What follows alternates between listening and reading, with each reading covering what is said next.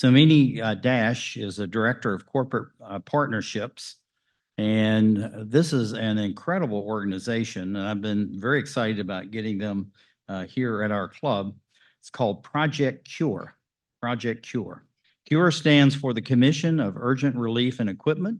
Project C.U.R.E. has become the world's largest distributor of donated medical supplies, equipment, and services for doctors and nurses serving the sick and the dying in more than 138 countries. And also, this fits under our 7th major area of focus for Rotary and a number of others, but also this keeps probably millions of dollars worth of really good medical supplies, equipment out of the landfills here and abroad. So this is a very powerful organization, and we really thank you for joining our club, and we thank you for being here to speak. Well, thank you so much for that very warm introduction, and my sincere thanks to the Rotary Club here in DC and to my colleague Ayub for actually helping facilitate this opportunity. And before I get launched into who we are, what we do, and why we do it, I thought it might be fun to kind of start with a quick vignette of me and why me, why I'm here, and how that ties back to Project C.U.R.E. So this is a picture when I look much younger from 2006. I was freshly minted out of graduate school and the University of Denver. That's where I did my master's. And I was invited to a medical mission trip to Cambodia. And I had just finished my degree in international development. And I was told, why don't you come and see what international development looks like in real time in terms of public health? So there I was with these teams of doctors and nurses, and didn't quite make the connection at the time that the facility that we were at, the hospitals, clinics, had all been equipped by medical supplies and equipment from Project C.U.R.E. So that's like a cool, sort of snapshot of how, this kind of ties back to present day, but I will come back to this picture later. So going back to Project C.U.R.E., who we are, we're, since 1987, Project C.U.R.E. has been solely focused on healthcare system strengthening. We have built partnerships in the United States with hospitals, clinics, healthcare companies, medical device companies that donate their overstocked products as well as equipment to us. And we receive needs from countries around the world, from hospitals, clinics, dispensaries, health posts. And we try to act as that bridge to get these products into the hands of the doctors, nurses, healthcare professionals, midwives that really need those basic tools to be able to treat the communities that need the help the most. So every week, we have an average about 4 to 5 medical cargo containers. I'm talking about 40-foot ocean freight containers that are heading out to different countries around the world. We have 7 warehouses from where these are launched, and we get hundreds of volunteers every year that are the heart of our organization. They're the ones that pick up products and help them get sorted at our warehouses. They're the ones that pack them and prepare them for eventual shipment.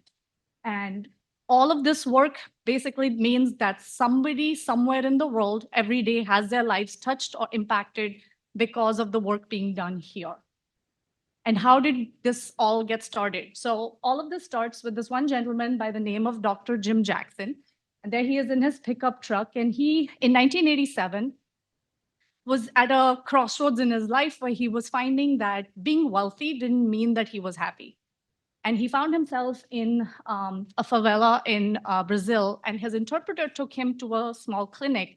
And this is really the first time he saw what it means for doctors and nurses to provide care to patients where it's an under-resourced community where there's very little in terms of medical supplies and equipment. There is no hospital bed. There's really nothing that these doctors really had, but they were doing the best that they could with what limited resources were available.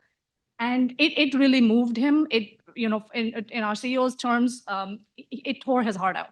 And he came back a changed person. He found that he felt like he'd found his calling. And he talked to his friends back in Evergreen, Colorado. That's where he lived. And one of his friends gave him $50,000 worth of supplies and equipment that he filled into his garage in Evergreen, Colorado. And then he shipped it through one of those ocean cargo containers to Brazil. And so that's how we got started with Project C.U.R.E. But when I talk about what are our core values, the philosophy that where you live should not determine whether you live, and we really live by that principle in everything we do. Now, we talk about medical supplies and equipment and warehouses, and you might wonder what that means. And that's a view from one of our warehouses. This is Denver, and you can see we carry everything from one-time medical supplies. So I'm talking about masks, bandages, gauze, sutures, syringes, all the way to hospital equipment like wheelchairs, hospital beds, ICU beds, gurneys, also biotech equipment such as X-ray machines, incubators, baby warmers, ultrasound machines, anything that you might require in a hospital setting. And we have these donated, they've been bought into our warehouses. We have a pretty sophisticated inventory system. We have a strong logistics team that can then work with these to get them to the communities in need around the world. And why we, coming back to what it is that Dr. Jackson saw and that continues to guide our work. This is an emergency room that we've seen during one of our needs assessments in Malawi. And I'm from India originally, and I've certainly seen, certain medical centers that in rural areas, especially that might look like that. And this is what we're used to seeing here, perhaps in the US. And our goal isn't necessarily to convert one into the other, but it's to get those basic tools that medical professionals need in order to serve their community better, to expand healthcare access, and just provide a better quality of life.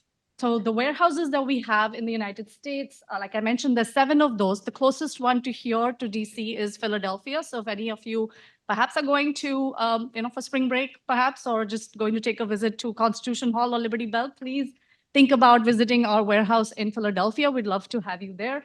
But we're also in Chicago, Kansas, Kansas City, Nashville, Houston, Phoenix, and we're headquartered in Denver.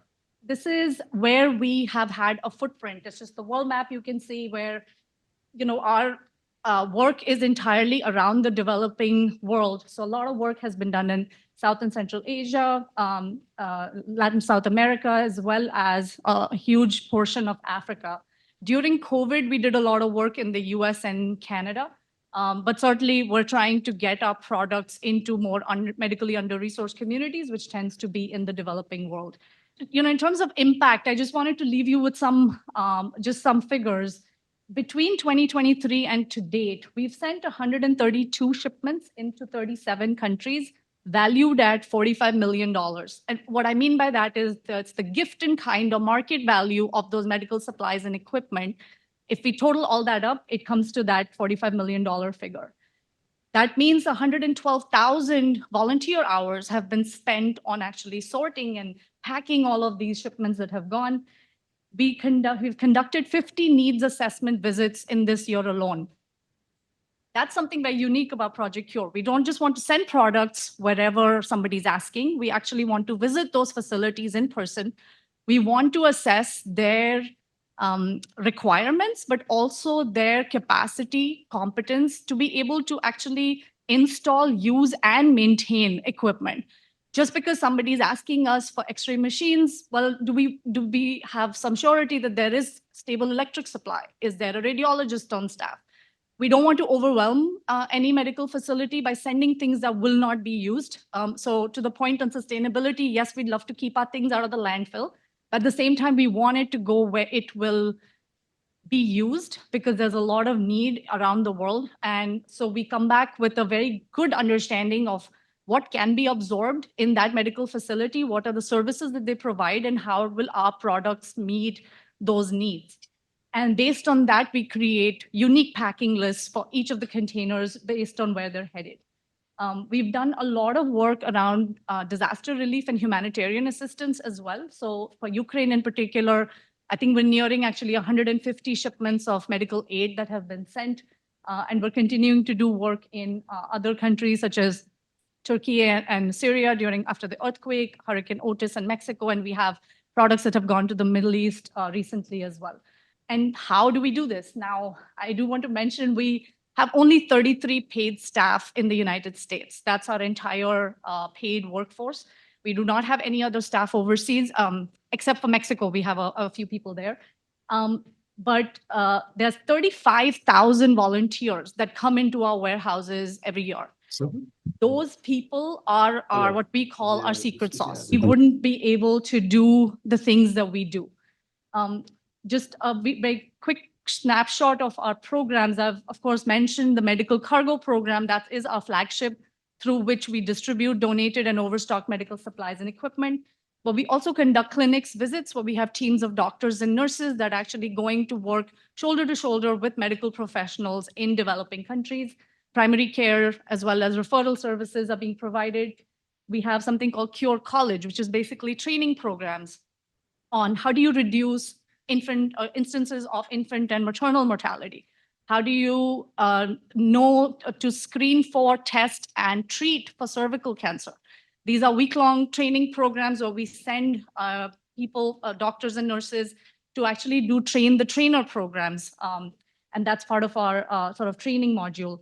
We also do a kits program. It's sort of a 50-pound bag of medical supplies that anybody can take checked in with their luggage. A lot of doctors and nurses, when they're headed overseas, like to take those along. We have a Kits for Kids program. My colleague Megan, I know, was on the call, and she's in charge of our kids program. And these are sort of like a medicine cabinet in a bag, a little red backpack that we can get a lot of corporations, other community organizations, churches, et cetera, love to do this offsite where they can pack all the basic sanitation and hygiene items that go into these little kits that are then distributed amongst the places where our cargo containers are headed. So just tying back to Rotary, and here I do want to take a step back to, on behalf of Project C.U.R.E, to really thank the entire Rotary family, how much support has been received by us. We've had about 270 grants from Rotary, from 100 different Rotary chapters, and that totals about $2.1 million. But really translates into $20 million of supplies and equipment then because of that support that we've been able to send to over 30 countries across 6 continents.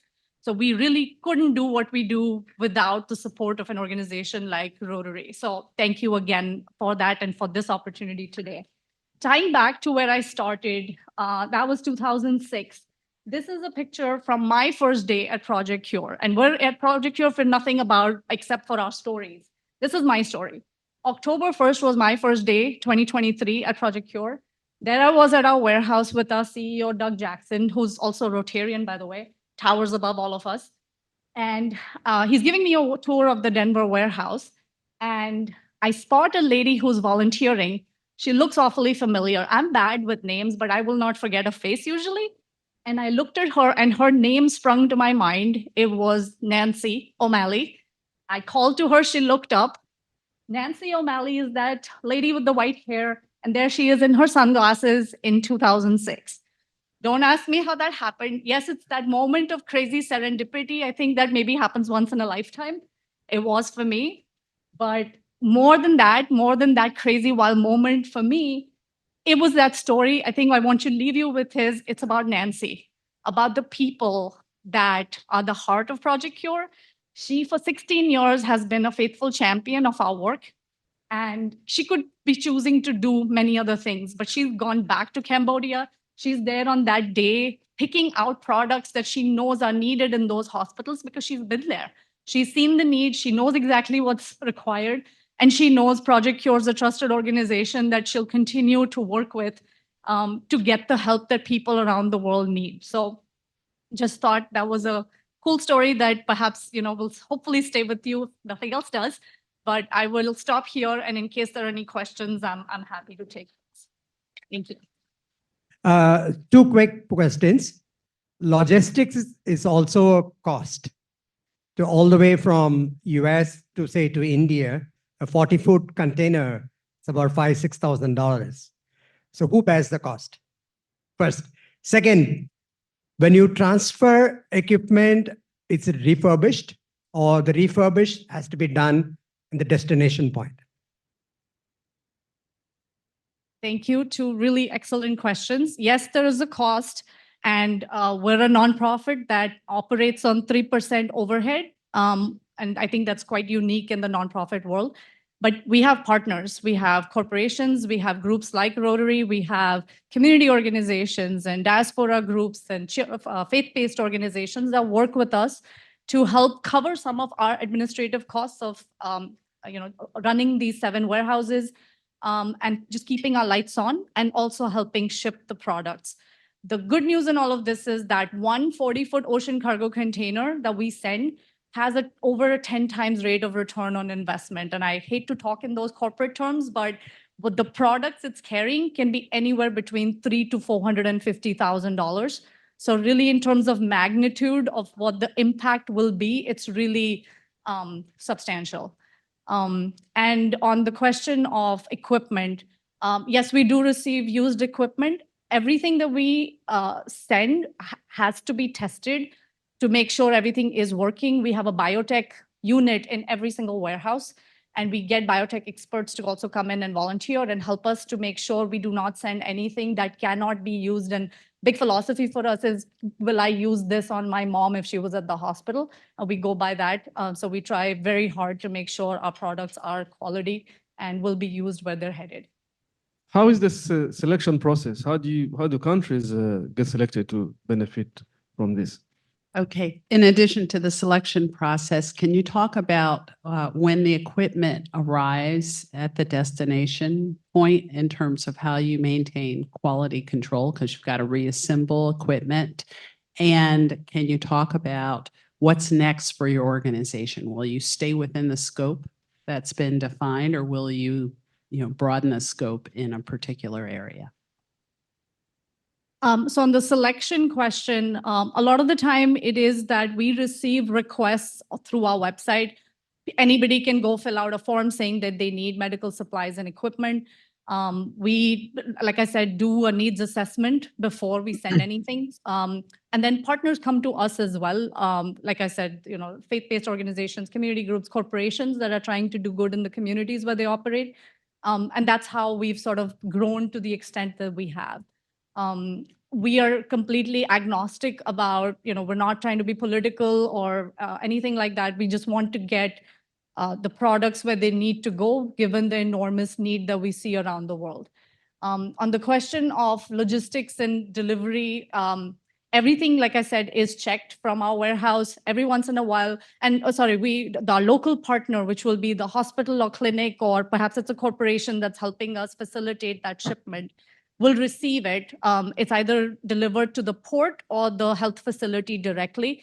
All the equipment goes with manuals, et cetera, that they will need to help sort of install. And we try not to, again, we're not trying to send anything too complicated. So if we're sending biotech equipment, our needs assessment will make sure there are biotech people on staff that know how to install, use, and maintain equipment. In some cases, we've also sent a team of biotech experts. Doesn't come up too often because that's why we do the needs assessment. We don't want to send things where it'll be sitting in a corner gathering dust or end up in a landfill in that country. We don't want it in a landfill here. We do not want it in a landfill there. So that's our process. And every once in a while, we do get a request. We had one from Suriname recently where I think 1 out of the 8 hospital beds couldn't quite be sort of made upright. And it was a matter of sort of getting on a Zoom call with our logistics and operations people, and they were able to guide them through how to do that. But that's, in a nutshell, how we tackle that issue. This is Rick Benson in Connecticut. Let me give you a real quick, real live testimonial and example of the project that we have already completed in Buwindi, which is in the southwest corner of Uganda. Just to place this in the world for you, 99% of the world's wild gorillas live in the little corner of the world where Congo, Rwanda, and Uganda meet. The Buwindi Hospital is outside the National Park gate on the Uganda side of that little corner of the world. It serves an indigenous population of about 280,000 and a regional population of about 3 million. I've visited this. I've been to the hospital 3 times in the last 5 years. One to investigate the needs that Project C.U.R.E. had already been there to investigate, and one to follow up after the goods were delivered and to commission the project. This little hospital was started by a Rotarian from California 20 years ago. Project C.U.R.E. has now delivered 7 different containers to the hospital in the last 6 years, and we're now working with them on for another shipment. Project C.U.R.E. is a wonderful organization. Doug is a Rotarian. There's a new Rotary Foundation trustee also from Evergreen, Colorado. So we are one of their corporate partners, and they're one of our biggest supporters. If you ever go to a international convention, there's a Project C.U.R.E. booth there. They're a fabulous organization, and they provide their goods at a cost, and that's what global grants are for, this partnership. So we want to thank you and thank you for all that you do with Project C.U.R.E. It means a lot. And as a survivor of cervical cancer, I really understand that this equipment must work in order to, that is it's very difficult to detect. So I want to thank you for that. And we have a tradition here at our club where we give each and every one of our speakers, we plant a tree in your honor. And so a tree will be planted in your honor for speaking.